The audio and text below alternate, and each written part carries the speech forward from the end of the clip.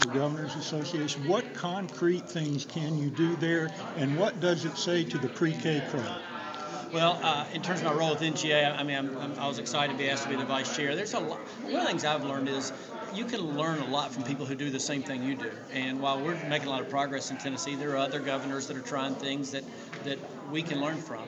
And I think it's also a forum to promote ideas as well. In terms of PreK, the questions around PreK, as I've said before, I think we're learning about its effectiveness. The issue for us is to take it statewide in Tennessee is another $300 million right now that we just don't have. So let's try to, again, evaluate, and as revenue comes in, I think you'll see some incremental gains in PreK in Tennessee.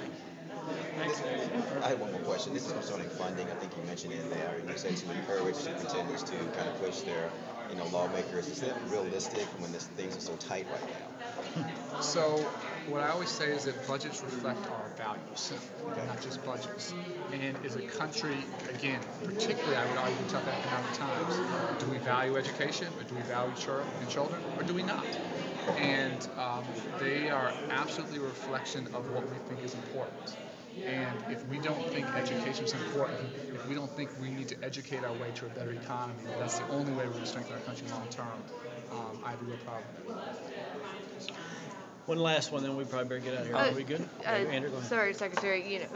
Piggybacking on the PreK conversation. I mean, there's a lot of different studies that are indicating that there are different levels of effectiveness. What are your thoughts about Tennessee's stands about not? I think it's real simple. I think high quality PreK is phenomenally effective. I think low quality PreK doesn't change students' lives. And so to me it's about two things. It's about access, particularly for disadvantaged children, but it's got to be high quality. This glorified babysitting is not getting us there. If this is really getting those early socialization skills intact, those early literacy skills intact, children entering kindergarten ready to learn, ready to read, I think that's life transforming. And so it's got to be about quality. And as you probably know, we're coming out very soon, actually, with the next round of Race to the Top, and trying to put $500 million out to states that are trying to do those two things specifically: increase access and make sure it's high quality. And we hope Tennessee competes vigorously for those resources. Last question. With regard to the state's credit rating at the national level, a lot of people seem to be retreating to public debt sort of as a safe haven. How do you see that ramifying at the state level?